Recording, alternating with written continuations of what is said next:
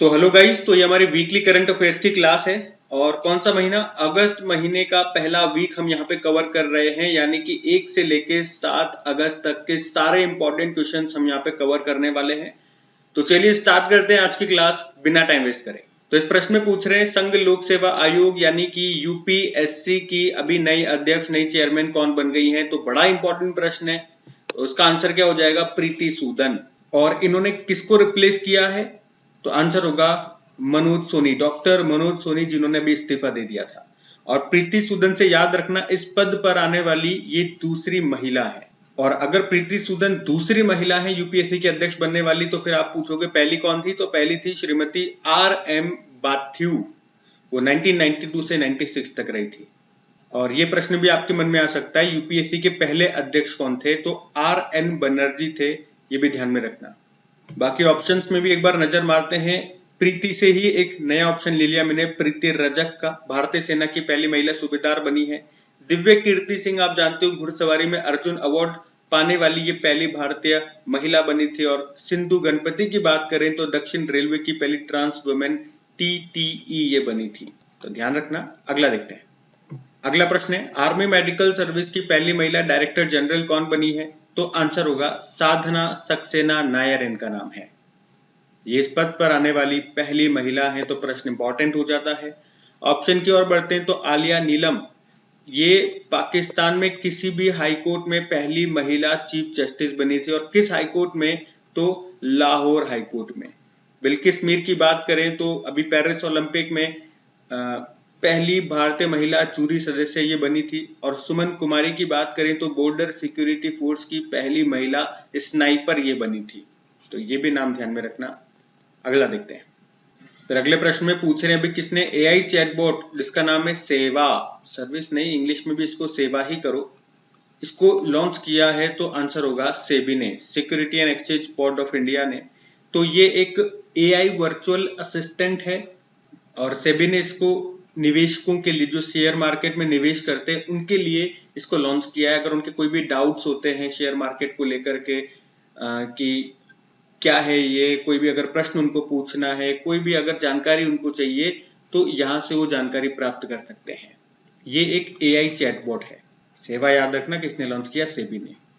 और इससे पहले मैंने आपको बताया था, इसी तरह से सेबी ने स्कोर नाम से एक प्लेटफॉर्म लॉन्च किया था शिकायत निवारण के लिए, जिसकी फुल फॉर्म होती है सेबी कंप्लेंट रेड्रेसल सिस्टम। और सेवा की भी फुल फॉर्म होती है सेबीज वर्चुअल असिस्टेंट। सेबी की बात करते हैं, इसका हेडक्वार्टर मिलेगा आपको मुंबई में। और पहली महिला हेड इसकी माधवीपुरी बुच है। इसकी स्थापना होती है 1992 में, कानूनी दर्जा मिल गया था। प्रोजेक्ट एलिफेंट भी इसी समय आया था। अगला देखते हैं। फिर अगले प्रश्न में पूछ रहे हैं, अभी पेरिस ओलंपिक में स्वप्निल कुसाले ने कांस्य पदक, ब्रोंज मेडल जीता है। उनका संबंध किस खेल से है? तो आप सभी जानते हैं, ये एक शूटर है। और किस राज्य से बिलोंग करते हैं? तो महाराष्ट्र से बिलोंग करते हैं। नाम है स्वप्निल कुसाले। और अभी इन्होंने पुरुषों की 50 मीटर राइफल 3 पोजीशन इवेंट में ब्रोंज मेडल जीता है। और इस तरह से आप देखोगे अभी तक पेरिस ओलंपिक में ये हमारा तीसरा मेडल रहा है जो स्वप्निल कुसाले लेकर के आए हैं। इससे पहले 2 मेडल हमारे पास आ चुके हैं और दोनों के दोनों ब्रॉन्ज हैं। और अच्छी बात यह है, या इत्तेफाक की बात यह है, ये सारे के सारे अभी तक मेडल हमारे पास शूटिंग में ही आए हैं। इसमें पहला मेडल लेकर के आई थी Manu Bhaker 10 metre air pistol में। और दूसरा जो मेडल आया था वो मिक्स्ड इवेंट शूटिंग में आया था, मनु भाकर और सरबजोत सिंह लेकर के आए थे। और तीसरा स्वप्निल कुसाले लेकर के आए हैं, ये ध्यान रखना है। अगला देखते हैं। तो अगला प्रश्न पूछ रहे, नेशनल हाउसिंग बैंक के नए मैनेजिंग डायरेक्टर कौन बन गए हैं? तो आंसर होगा संजय शुक्ला बन गए हैं। तो संजय शुक्ला का नाम याद रखेंगे सीधा सा, कि नेशनल हाउसिंग बैंक के मैनेजिंग डायरेक्टर बन गए। ऑप्शन की ओर चलते हैं तो MV Rao Indian Banks Association के चेयरमैन बने थे। मनोज मित्तल ये अभी सिडबी के नए सीएमडी बने थे, इंपॉर्टेंट रहेगा। और प्रीति सूदन हमने देखा यूपीएससी की नई अध्यक्ष बन गई है। ठीक है, इंपॉर्टेंट क्वेश्चन है सारे। अगला देखते हैं। फिर अगले प्रश्न में पूछ रहे हैं कि निधन से संबंधित प्रश्न है कि अंशुमान गायकवाड़ का निधन हो गया, वे क्या थे? उनका संबंध किस खेल से था? तो क्रिकेट से उनका संबंध था। वे पूर्व भारतीय क्रिकेट खिलाड़ी भी रहे, भारतीय पुरुष क्रिकेट टीम के कोच भी रहे। अंशुमान गायकवाड़ इनका नाम है, लेकिन अभी इनका निधन हो गया। वे एक बैट्समैन थे, उन्हें द ग्रेट वॉल भी कहा जाता था। और बीसीसीआई का जो सर्वोच्च सम्मान है ना, CK Naidu lifetime achievement award, वो भी उन्हें मिल चुका था। कब दिया गया था? 2018 में। और ये लेटेस्ट वाला भी मैंने यहाँ पे लिख दिया, अभी लेटेस्ट ये दिया गया रवि शास्त्री और फारूक इंजीनियर को, ये भी याद होना चाहिए। और ये अवार्ड पहली बार मिला था 1974 में लाला अमरनाथ को, ये भी मैंने स्टैटिक बता दिया, ध्यान रखना। अच्छा, अंशुमान गायकवाड़ की ऑटोबायोग्राफी भी आई थी 2023 में ही, वो जरूर याद रखना, गट्स एमिड ब्लड बाथ इसका नाम है, इंपॉर्टेंट रहेगा प्रश्न। अगला देखते हैं अभी।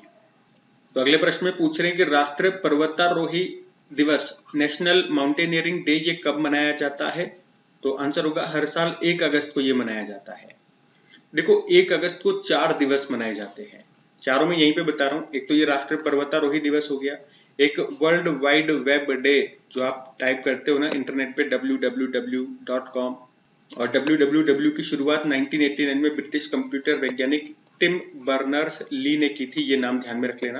तो एक तो ये दिवस हो गया नेशनल माउंटेनियरिंग डे, ये www यानी कि फुल फॉर्म होती है वर्ल्ड वाइड वेब डे, और एक होता है वर्ल्ड लंग कैंसर डे, और एक होता है मुस्लिम महिला अधिकार दिवस। तो ये 1 अगस्त को 4 दिवस होते हैं, ध्यान में रखना। अगला देखते हैं। फिर अगला प्रश्न क्या है, प्रश्न इंपॉर्टेंट है, ध्यान से सुनना। कृषि अर्थशास्त्रियों का 32वां अंतरराष्ट्रीय सम्मेलन अभी ये कहाँ पे हुआ? तो आंसर हो जाएगा नई दिल्ली में हुआ। और याद रखना, भारत ने 66 ईयर्स के बाद इस कृषि अर्थशास्त्रियों के अंतरराष्ट्रीय सम्मेलन की मेजबानी की।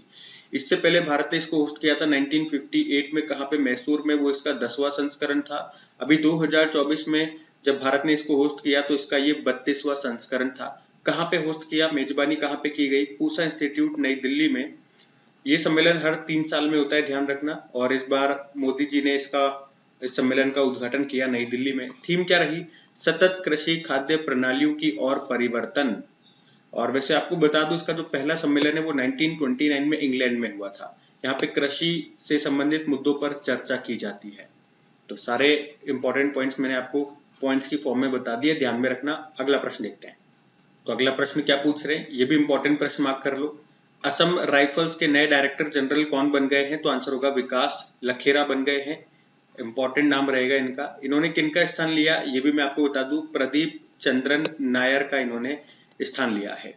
देखो असम राइफल से 2 पॉइंट आप और याद रखेंगे, इसे उत्तर पूर्व का प्रहरी कहा जाता है, और इसका हेडक्वार्टर आपको कहाँ पे मिलेगा? शिलोंग, जो कि मेघालय की कैपिटल है। ये भारत का सबसे पुराना अर्धसैनिक बल है, जिसे मूल रूप से 1835 में कछार लेवी के रूप में स्थापित किया गया था। फिर 1917 में इसका नाम असम राइफल्स हो गया। तो इतना ध्यान रखना आप।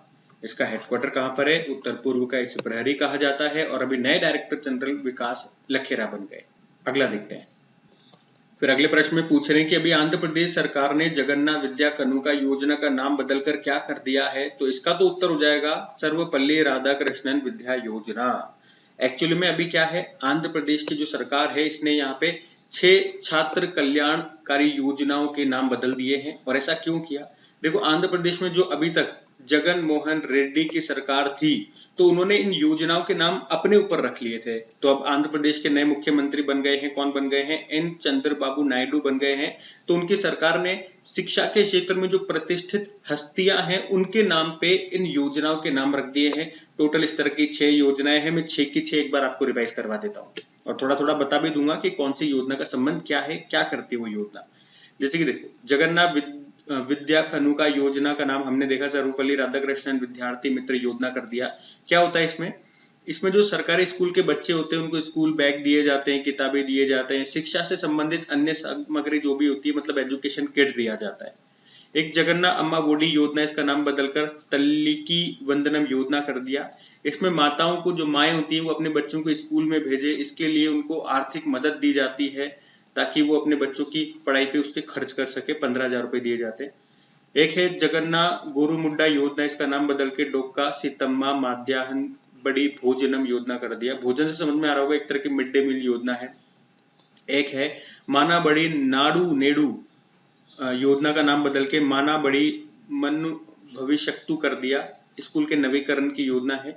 स्वेच्छा योजना का नाम बदल के बालिका रक्षा कर दिया, छात्राओं को मुफ्त में सैनिटरी नैपकिन दी जाती है, जो सरकारी स्कूल की, सरकारी संस्थाओं की जो छात्राएं होती हैं उनको। और एक है जगन्नाथ अनि मुत्यालू, और इसका नाम बदल के अब्दुल कलाम प्रतिभा पुरस्कार योजना कर दिया। स्कूल, सरकारी स्कूल में जो छात्र परीक्षाओं में टॉप करते हैं उनको आर्थिक पुरस्कार दिया जाता है, इसमें वित्तीय सहायता दी जाती है। तो याद रखना, आंध्र प्रदेश के हमने का मुख्यमंत्री कौन है, एन चंद्रबाबू नायडू हैं, और गवर्नर कौन है, एस अब्दुल नजीर हैं। अगला देखते हैं। अगला देखो कि कौन सा बैंक भारत को शहरी स्वच्छता बढ़ाने के लिए $200 मिलियन का ऋण देगा, लोन देगा। तो ये लोन हमें देगा एशियन डेवलपमेंट बैंक। तो भारत के 8 राज्यों के 100 शहरों में ठोस अपशिष्ट प्रबंधन और स्वच्छता को बढ़ाने के लिए हमें ये लोन मिल रहा है। लोन के रूप में हमें $200 मिलियन मिल रहे हैं। कौन दे रहा है, एशियन डेवलपमेंट बैंक दे रहा है। इसके स्टैटिक देख लेते हैं। स्थापना होती है 1966 में, हेडक्वार्टर है मनीला फिलीपींस, और हेड है मसात्सुको असाकावा, ये जापान से बिलोंग करते हैं। और हाँ देखो, ये हमारी वीकली करंट अफेयर्स की क्लास है ना, और इसमें वही सारे इंपॉर्टेंट क्वेश्चन में लेकर के आता हूँ जो हमने 1 से लेके 7 अगस्त तक पढ़े हैं। कहाँ पे, हमारी डेली करंट अफेयर्स की क्लास में, वहां हम बिल्कुल डिटेल में पढ़ते हैं। अब इनमें से जितने भी प्रश्न बने उसमें से टॉप इंपॉर्टेंट प्रश्न मैं यहाँ पे लेकर के आ रहा हूँ। और ऐसा भी नहीं है कि प्रश्न बता रहा हूँ और आंसर बताया और आगे बढ़ गया। उसमें जो भी इंपॉर्टेंट बात होती है वो मैं आपके सामने रख रहा हूँ। ये बात मैं इसलिए बता रहा हूँ कि अगर किसी स्टूडेंट को लगे कि मैं थोड़ा सा फास्ट चल रहा हूँ, तो इतनी तो स्पीड आपको रखनी पड़ेगी ना भाई, कंपटीशन की तैयारी कर रहे हो आप। और ये नए क्वेश्चन है नहीं, ये वही क्वेश्चन है जो आप ऑलरेडी पढ़ चुके हो, उन्हीं को मैं वापस रिपीट कर रहा हूँ। तो थोड़ा सा स्पीड में आपको फर्क दिख सकता है, लेकिन फिर भी अगर किसी को लगता है कि स्पीड ज्यादा है, वो हमारे साथ नहीं चल पा रहे हैं, तो आप क्या करना, आपके YouTube में सेटिंग में जाना, वहां पे स्पीड का ऑप्शन होता है, उसको स्पीड को थोड़ा सा कम कर लेना, तो आपको अपने अनुसार स्पीड मेंटेन हो जाएगी वीडियो की। ठीक है, समाधान मैंने बता दिया है, लेकिन फिर भी मेरी बात मानो, तो इतनी स्पीड से तो आपको देखना ही चाहिए। अपनी आदत ऐसी बनाओ भाई, पहली बार में पढ़ा रहा होता, जैसे डेली करंट अफेयर में पढ़ाता हूँ, तब तो मैं आपको बिल्कुल नॉर्मल स्पीड से पढ़ाता हूँ, लेकिन रिवीजन तो आपको करना तो फास्ट ही पड़ेगा ना, वरना आप इस कंपटीशन की भीड़ में पीछे रह जाओगे मेरे भाई। स्पीड बढ़ाओ अपनी, लोगों के साथ चलो। और हाँ, अगर सेशन अच्छा लगे तो प्लीज वीडियो को लाइक जरूर कीजिएगा, अपने दोस्तों के साथ में स्टडी ग्रुप में एक बार शेयर जरूर कर देना मेरे भाई। बाकी आपको पता है, आपकी टेस्ट सीरीज में लेकर के आ चुका हूँ, जिसमें हर 2 दिन में मैं टॉप 50 क्वेश्चन आपके सामने लेकर के आ रहा हूँ 2024 के करंट अफेयर्स के। तो वो टेस्ट आप जरूर लगाएं, वहां पे सिर्फ क्वेश्चन होता है और 2-5 सेकंड का वक्त मैं आपको देता हूँ आंसर लगाने के लिए, फिर आंसर लगाते हैं, फिर आगे बढ़ जाते हैं। कोई एक्सप्लेनेशन नहीं होता, सिंपल टेस्ट होता है। वह जैसा आप एग्जाम में फील करोगे, जैसा एग्जाम में परफॉर्म करोगे, जैसा एग्जाम में सोचोगे जब प्रश्न आपके सामने आएगा, वही फील देने की कोशिश मैंने की है वहां पे। बस वो वीडियो जब भी लगाओ तो एकदम खाली कमरे में जाकर के बैठ जाना, जहाँ कोई डिस्टरबेंस नहीं हो, आसपास शोर नहीं हो, और कॉपी और पेन लेकर के बैठना, तब उस टेस्ट का आपको पूरा फायदा मिलेगा और आपकी असलियत आपको जानने को मिलेगी। जो आपको लगता है हमें तो आता है, हमें तो आता है, तो मैं 50 क्वेश्चन आपके सामने लेकर के आऊंगा, तब आपको पता लगेगा कि 50 में से 50 क्यों नहीं आ रहे मेरे, 45 आ गए, 40 आ गए, 30 आ गए, तो बाकी कहाँ गए, बाकी कहाँ गए। बाकी जो प्रश्न अगर आपके गलत हो गए, मान लो वही एग्जाम में आ जाते, तो फिर क्या करते। तो इसीलिए वो टेस्ट आपके लिए बहुत ज्यादा इंपॉर्टेंट रहेगा। हमें किसी और से कंपटीशन नहीं रखना है, लेकिन खुद से तो रखो, खुद से कंपटीशन आपको रखना पड़ेगा। ठीक है, चलो अगला प्रश्न देखते हैं अभी। तो अगले प्रश्न में पूछ रहे हैं कि अभी देश का पहला 3D प्रिंटेड स्कूल ये किस राज्य में खोला गया है। तो आंसर हो जाएगा अरुणाचल प्रदेश में। अरुणाचल प्रदेश के ईटानगर के पाचिन में ये देश का पहला 3D प्रिंटेड स्कूल बनाया गया है। तो ये ध्यान में रखना, अच्छा प्रश्न रहेगा। अगला प्रश्न देखते हैं। फिर अगला प्रश्न है कि किसे 2024 के लिए कोरिया पर्यटन का मानद राजदूत नियुक्त किया गया। तो जो सुपर 30 के संस्थापक हैं आनंद कुमार, उन्हीं को। साउथ कोरिया के स्टैटिक देख लें एक बार। ये रहा मैप में साउथ कोरिया, कैपिटल सियोल होती है, करेंसी साउथ कोरियन वॉन, और प्रेसिडेंट है यून सुक येओल। अभी इसने अपनी नई स्पेस एजेंसी को लॉन्च किया जिसका नाम कासा है। और ये नॉर्थ कोरिया, ये साउथ कोरिया, इनके बीच में जो डिवाइडिंग लाइन है उसको क्या कहते हैं, 38th डिग्री पैरेलल कहते हैं, याद रखना। अगला देखते हैं अभी। तो अगले प्रश्न में पूछ रहे हैं कि अभी चौथा राष्ट्रीय हिंदी विज्ञान सम्मेलन 2024 का आयोजन ये कहाँ पे किया गया। तो आंसर होगा भोपाल में किया गया। अब इससे कुछ इंपॉर्टेंट बातें ध्यान रख लेना, जैसे कि हमने यहाँ पे बात की है राष्ट्रीय हिंदी विज्ञान सम्मेलन, नेशनल हिंदी साइंस कॉन्फ्रेंस 2024 की। याद रखना कौन सा संस्करण है, चौथा संस्करण है। कहाँ पे हुआ, मध्य प्रदेश के भोपाल में हुआ। इसका आयोजन किसने किया, CSIR AMPRI। CSIR मतलब council of scientific and industrial research, और AMPRI मतलब होता है advance materials and processes research institute ने। इसका यहाँ पे उद्घाटन किया था मध्य प्रदेश के मुख्यमंत्री मोहन यादव ने, और थीम भी थी अमृत काल में राष्ट्रीय वैज्ञानिक चेतना का उन्नयन। तो इतने पॉइंट यहाँ से याद रखना। अच्छा, अब मेरे एक प्रश्न का उत्तर दे दो कि अभी किस देश में पहला हिंदी रेडियो प्रसारण हुआ था। ये मेरा प्रश्न है, आपसे बताएंगे आप। हम अगला प्रश्न देखते हैं। फिर अगले प्रश्न में पूछ रहे हैं भी राज्यपालों का जो 52वां सम्मेलन है वो कहाँ पे हुआ था। तो आंसर होगा नई दिल्ली में हुआ था। और हमारी जो राष्ट्रपति हैं द्रौपदी मुर्मू जी, इन्होंने ही नई दिल्ली के राष्ट्रपति भवन में राज्यपालों के ये 52वें सम्मेलन की अध्यक्षता की थी। इससे पहले 2021 में ये सम्मेलन हुआ था, 51वां संस्करण, जिसकी अध्यक्षता उस समय के जो राष्ट्रपति थे रामनाथ कोविंद, उन्होंने की थी। राज्यपालों का जो पहला सम्मेलन है वो भी मैंने आपको बता दिया 1949 में हुआ था। उस समय राष्ट्रपति भवन को गवर्नमेंट हाउस कहा जाता था और इसकी अध्यक्षता उस समय भारत के जो गवर्नर जनरल थे सी राजगोपालाचारी, उन्होंने की थी। और राज्यपालों की बात है तो अभी आपको बताएं 9 राज्यों में नए गवर्नर बने हैं। एक बार वो लिस्ट मैं आपके सामने रख देता हूं, मैं रिकॉल नहीं कराऊंगा क्योंकि देखो टाइम का भी मुझे ध्यान रखना है, वरना फिर आप ही लोग मुझसे कहते हो कि टाइम ज्यादा हो गया, टाइम ज्यादा हो गया। लेकिन फिर भी मैंने शीट आपके सामने रख दी है, तो जो student time time time time करते रहते हैं वो स्किप कर दो इसे, और जिनको पढ़ने से मतलब है, टाइम से मतलब नहीं है, तो वीडियो को पॉज करके आप एक बार इसे रीड जरूर कर लेना। और साथ में एक प्रश्न आपके लिए हो जाएगा, अभी पुडुचेरी के लेफ्टिनेंट गवर्नर बने हैं, उनका नाम आपको बताना है। उनका नाम मैंने यहाँ पे नहीं लिखा है। हम अगला देखते हैं। यह रहा आपके लिए अगला प्रश्न। बुक से संबंधित प्रश्न है, क्या है? कॉल ऑफ द गिर, इस बुक को किसने लिखा है? तो आंसर होगा परिमल नाथ वानी ने। तो राज्यसभा के सांसद हैं परिमल नाथ वानी, इन्होंने ही ये बुक लिखी है कॉल ऑफ द गिर। गिर नेशनल पार्क है ना जो गुजरात में, तो उसके एशियाई शेरों के ऊपर ये बुक है। ध्यान रखना बुक का नाम और लेखक का नाम। अगला देखते हैं। तो अगला प्रश्न क्या है? अभी सुप्रीम कोर्ट ने SC/ST समुदाय के आरक्षण में उपवर्गीकरण सब क्लासिफिकेशन करने की अनुमति देने के लिए अपने किस फैसले को ही रद्द कर दिया? तो इसका उत्तर होगा EV चिन्नैया बनाम आंध्र प्रदेश राज्य 2004। अब एक्चुअल में हुआ क्या? अभी सुप्रीम कोर्ट की 7 न्यायाधीशों की जो पीठ है, एक बेंच है, उसने एक महत्वपूर्ण फैसला सुनाया है और उस फैसले के पक्ष में 6 न्यायाधीश रहे, एक अपोजिट में रहे। इसकी अध्यक्षता की हमारे सुप्रीम कोर्ट के जो वर्तमान में है चीफ जस्टिस हैं DY चंद्रचूड़ ने। क्या फैसला सुनाया? इन्होंने कहा कि ST/SC में भी अब सब क्लासिफिकेशन होना चाहिए। जिस तरह से OBC में होता है ना, क्रीमी लेयर होता है, नॉन क्रीमी लेयर होता है, उसी तरह से यहाँ पर भी होना चाहिए। लेकिन उसका बेस, उसका आधार क्या होना चाहिए? आर्थिक पिछड़ापन, इकोनॉमी बैकवर्डनेस उसका आधार होना चाहिए। और ये अधिकार इन्होंने राज्यों को दे दिए हैं। और ये जो इन्होंने अभी फैसला सुनाया है ना, ये इन्हीं के फैसलों के खिलाफ है। जो फैसला सुप्रीम कोर्ट ने 2004 के EV चिन्नैया बनाम आंध्र प्रदेश राज्य में सुनाया था फैसला, उसी के ये खिलाफ है, उसी के पलट इन्होंने ये फैसला सुनाया है। क्योंकि उस फैसले में सुप्रीम कोर्ट ने ही कहा था कि ST/SC में उपवर्गीकरण नहीं हो सकता है, लेकिन अभी कह दिया कर सकते हो। और ये अधिकार इन्होंने राज्य को सौंप दिए हैं कि आर्थिक पिछड़ेपन के हिसाब से आप कर सकते हो। मतलब जो अभी भी आर्थिक रूप से कमजोर हैं उनको आरक्षण का ज्यादा फायदा मिलना चाहिए, और जो आर्थिक रूप से अब सशक्त हो चुके हैं, मजबूत हो चुके हैं, उन्हें आरक्षण का आप कम लाभ दे सकते हो। क्योंकि ज्यादा जरूरत उनको है जो अभी आर्थिक रूप से पिछड़े हुए हैं, तो उनको ज्यादा आरक्षण दे सकते हो, देना चाहिए, ये ऐसा इन्होंने कहा। तो यही प्रश्न है, इसको आप ध्यान में रखेंगे। हम अगला प्रश्न देखते हैं। अच्छा, ये प्रश्न और देख लो कि अभी किस मामले में, अभी जो हम बात कर रहे हैं वो किस मामले में सर्वोच्च न्यायालय ने माना है कि राज्य सरकार के पास अनुसूचित जाति और जनजाति समुदाय के भीतर सब क्लासिफिकेशन बनाने की शक्ति है। तो ये मामला था दविंदर सिंह बनाम पंजाब राज्य मामला। अभी अगला देखते हैं। अगला प्रश्न भी बुक से है कि India @100 envisioning tomorrow's economic power house नाम की बुक को किसने लिखा है? तो आंसर होगा प्रोफेसर KV सुब्रमण्यन ने इस बुक को लिखा है। इनका नाम ध्यान में रखना। अगला देखते हैं।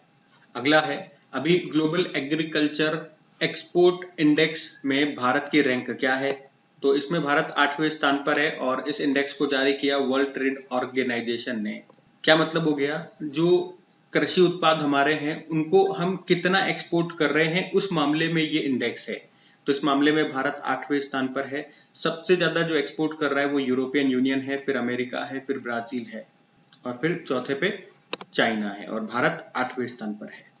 जो हमारे एग्रीकल्चरल प्रोडक्ट हैं, जो कृषि उत्पाद हैं, उनको एक्सपोर्ट निर्यात करने के मामले में कौन सा देश कहां पर है, ये इस रैंक में बताया गया है।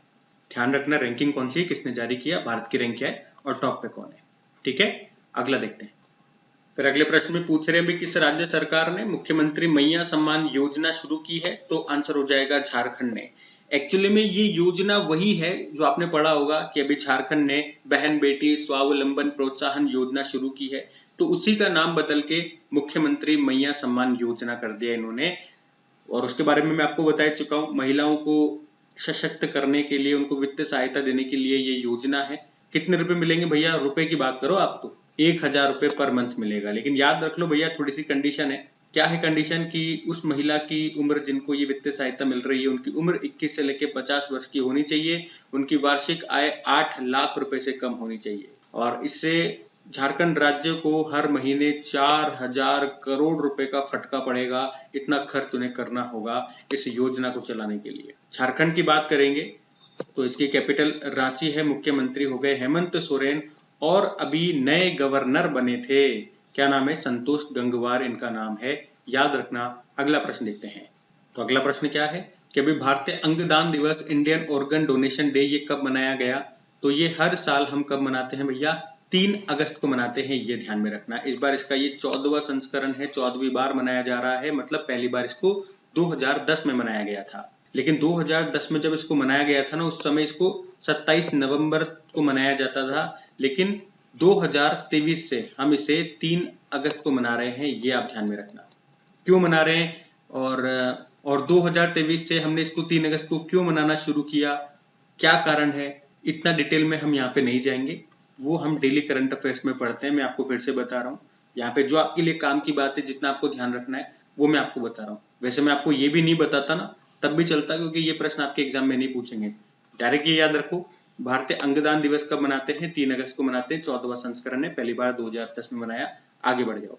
और एक ये ध्यान रख लो कि विश्व अंगदान दिवस, ये तो भारतीय अंगदान दिवस है, एक विश्व में भी मनाया जाता है विश्व अंगदान दिवस, वो याद रखना 13 अगस्त को मनाया जाता है। हमारे हेल्थ मंत्री कौन है, जेपी नड्डा है। अगला देखते हैं। फिर अगला प्रश्न क्या है, इंपॉर्टेंट प्रश्न मार्क कर सकते हो आप इसे, और करना पड़ेगा, इंपॉर्टेंट है क्योंकि ये पहली बार हो रहा है। तरंग शक्ति एक्सरसाइज का नाम है, पूछ रहे हैं कहाँ पे हुआ, तो आंसर होगा तमिलनाडु में। एक्चुअली पूरी बात मैं आपको बताता हूँ। एक्सरसाइज का नाम तरंग शक्ति है, पहला एडिशन है, पहली बार हो रहा है, तो इंपॉर्टेंट मार्क करना। कौन इसका आयोजन कर रहा है, इंडियन एयरफोर्स। ये एक मल्टीलैटरल यानी कि बहुराष्ट्रीय अभ्यास है, बहुत सारे देश इसमें हिस्सा ले रहे हैं, 10 देश इसमें हिस्सा ले रहे हैं।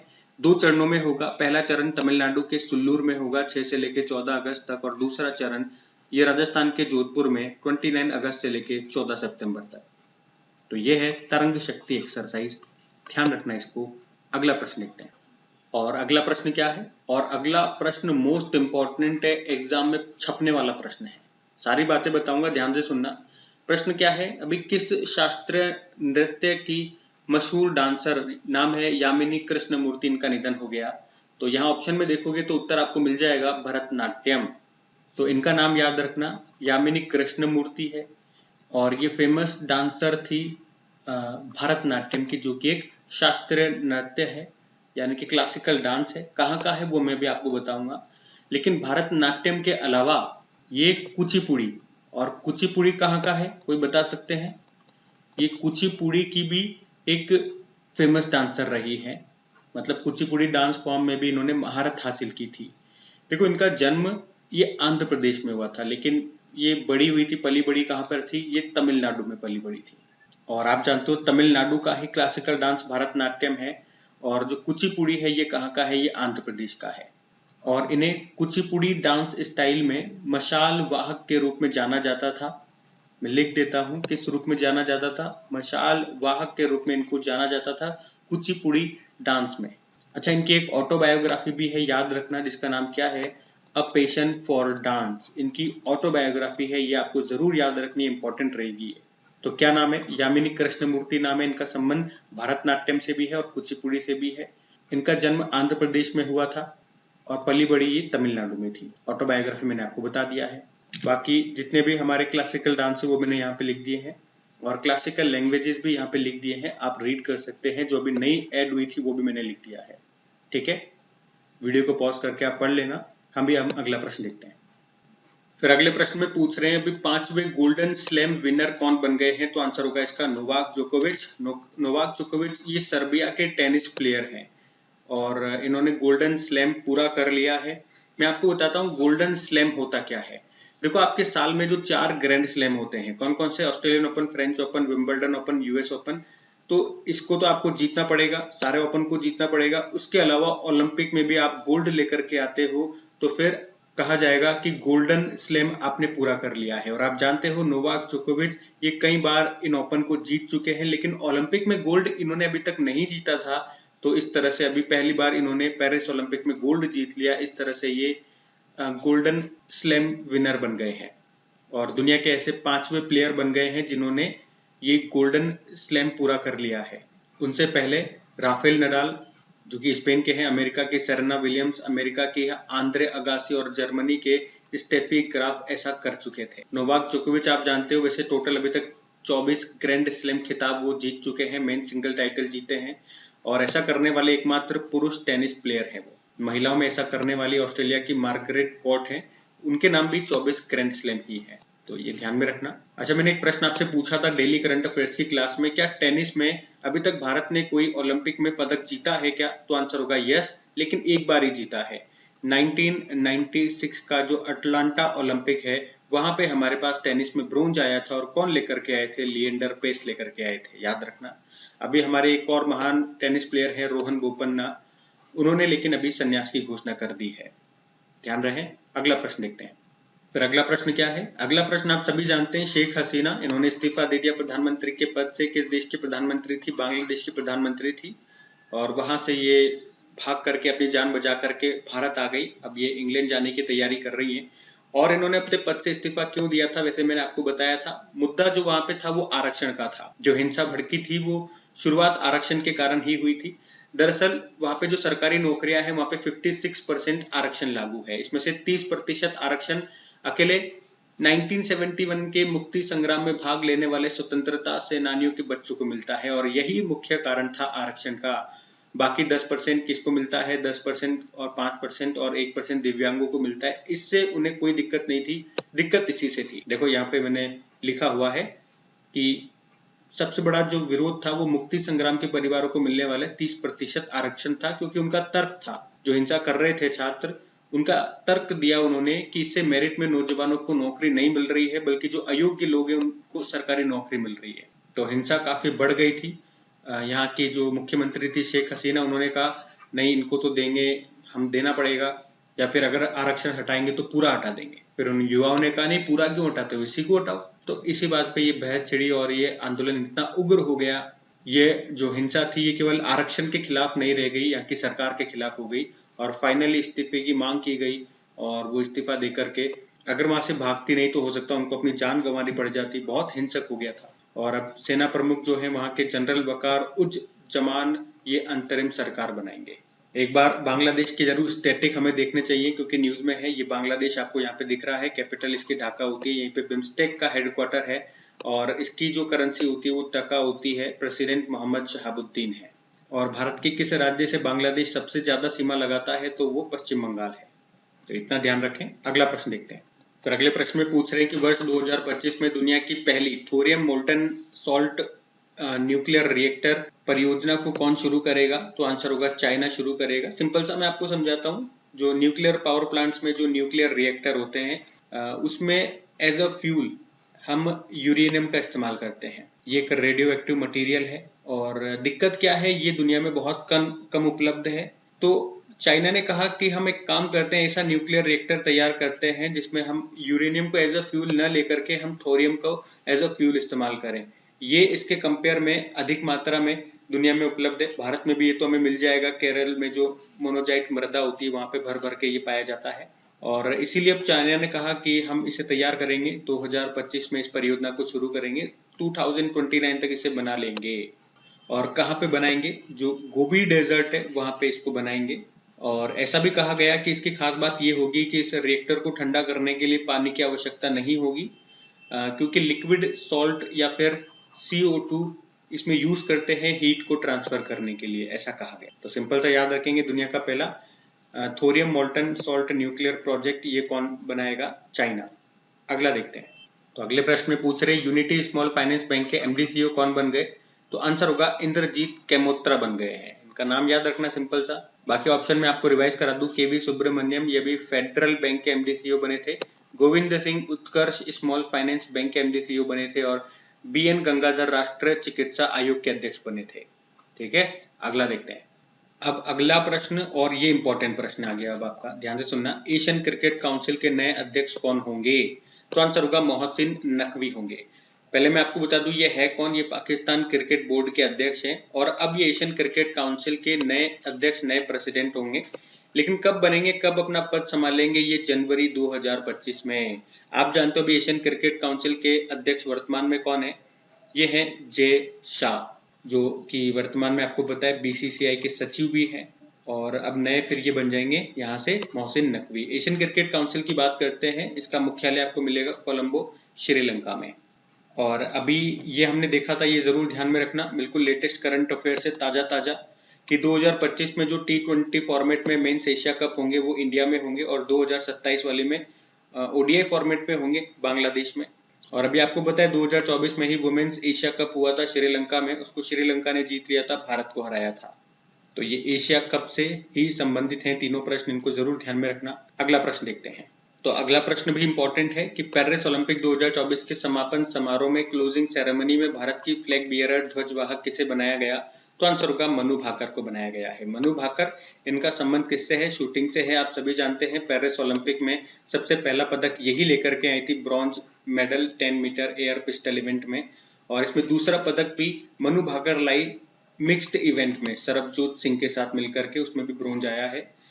और आप कह सकते हो मनु भाकर एक ही ओलंपिक में 2 पदक लाने वाली पहली भारतीय बन गई है, और इसीलिए इनको क्लोजिंग सेरेमनी में भारत का फ्लैग बियरर ध्वजवाहक बनाया गया है। अब प्रश्न ये आएगा आपके मन में कि ओपनिंग सेरेमनी में, उद्घाटन समारोह में भारत के ध्वजवाहक कौन थे? 2 जने थे, 2 खिलाड़ी थे, शरत कमल और पीवी सिंधु। शरत कमल का संबंध टेबल टेनिस से है, पीवी सिंधु हमारी शटलर हैं, यानी कि बैडमिंटन प्लेयर हैं। इतना ध्यान में रखना। अगला प्रश्न देखते हैं। तो अगले प्रश्न में पूछ रहे हैं किस भारतीय कंपनी को पहली बार 2024 फॉर्च्यून ग्लोबल 500 सूची में शामिल किया गया है? तो आंसर होगा एचडीएफसी बैंक को। देखो 2024 के फॉर्च्यून ग्लोबल 500 जो लिस्ट आई है, इसमें टोटल 9 भारतीय कंपनियों को शामिल किया गया है, जिसमें से पहली बार एचडीएफसी बैंक को शामिल किया गया। अगर हम बात करें इन भारतीय कंपनियों में टॉप पर किसे रखा गया है? टॉप पर रिलायंस इंडस्ट्रीज को रखा गया है, और पूरी लिस्ट में अगर आप देखोगे तो ये 86 नंबर पर है। बाकी 9 भारतीय कंपनियां ये आपके सामने हैं, इनकी रैंकिंग पूरी लिस्ट में ये है, लेकिन टॉप वाली आप ध्यान में रख लो। लेकिन अगर पूरी लिस्ट में, ये तो भारतीय कंपनियों में देख लिया हमने, टॉप पर रिलायंस इंडस्ट्रीज है, पूरी लिस्ट में टॉप पर कौन है उसकी बात करेंगे तो अमेरिकी कंपनी है वॉलमार्ट, ये इसमें टॉप पर है। लगातार 11वें साल इस लिस्ट में ये टॉप पर बनी हुई है, तो ये ध्यान में रखना। अगला प्रश्न देखते हैं। फिर अगला प्रश्न क्या पूछ रहे हैं? राष्ट्रीय हथकरघा दिवस, नेशनल हैंडलूम डे, ये कब मनाया जाता है? तो ये हमने अभी 7 अगस्त को ही मनाया है। इस साल ये इसका 10वां संस्करण था। पहला संस्करण 2015 में मनाया गया था चेन्नई में, और थीम क्या है? सस्टेनेबल हैंडलूम, हरित और समृद्ध भविष्य की ओर। और एक और प्रश्न मैंने आपको बताया था कि इसी अवसर पर नई दिल्ली में विरासत, क्या विरासत नाम से एक हथकरघा प्रदर्शनी का भी आयोजन किया गया था। तो याद रखना 7 अगस्त को मनाते हैं ये दिवस। अगला प्रश्न देखते हैं। फिर अगले प्रश्न में पूछ रहे हैं राष्ट्रपति द्रौपदी मुर्मू जी को याद रखना अभी किस देश के सर्वोच्च सम्मान companion of the order of Fiji से सम्मानित किया गया? फिजी से ही आप पता लगा लोगे, उत्तर होगा फिजी। एक्चुअली में द्रौपदी मुर्मू जी अभी 3 देशों की यात्रा पर गई, फिजी, न्यूजीलैंड और तिमोर लेस्टे, और जिसमें आप कह सकते हो फिजी और तिमोर लेस्टे जाने वाली ये पहली भारतीय राष्ट्रपति है। तो पहले वो फिजी गई, तो फिजी का सर्वोच्च सम्मान उनको मिला है, जिसको हमने कहा companion of the order of Fiji, ये ध्यान रखना। इसके बाद वो बाकी 2 देशों में जाएंगी, वहां पे भी उनको कोई सम्मान मिलेगा तो मैं आपको जरूर बताऊंगा डेली करंट अफेयर्स वाली क्लास में। बाकी अभी फिजी के स्टैटिक हम देख लेते हैं। पहले तो आप देखो कहाँ पर है फिजी, ये रहा फिजी। कैपिटल सुआ होती है, करेंसी फिजियन डॉलर, प्रेसिडेंट है विलियम कैटोनेवेयर, और प्रधानमंत्री हैं स्टीवेन रबुका। और ये जो सम्मान है जो अभी हमने कहा, ये पिछले साल प्रधानमंत्री नरेंद्र मोदी को भी मिला था, और राष्ट्रपति द्रौपदी मुर्मू को पिछले साल येलो स्टार नाम का सम्मान मिला था। ये सूरीनाम देश का, जो सूरीनाम देश है उसका सर्वोच्च सम्मान है येलो स्टार, ध्यान रखना। अगला प्रश्न देखते हैं। फिर अगला प्रश्न क्या है कि अभी किस मंत्रालय ने 4 एप्लीकेशन है, ई साक्ष्य, न्याय सेतु, न्याय श्रुति और ई समन एप्लीकेशन इसको लॉन्च किया, शुरू किया? तो आंसर होगा गृह मंत्रालय ने। पूरा मामला मैं आपको बताता हूँ। पहले तो याद रखो हमारे गृह मंत्री और सहकारिता मंत्री कौन है? अमित शाह हैं।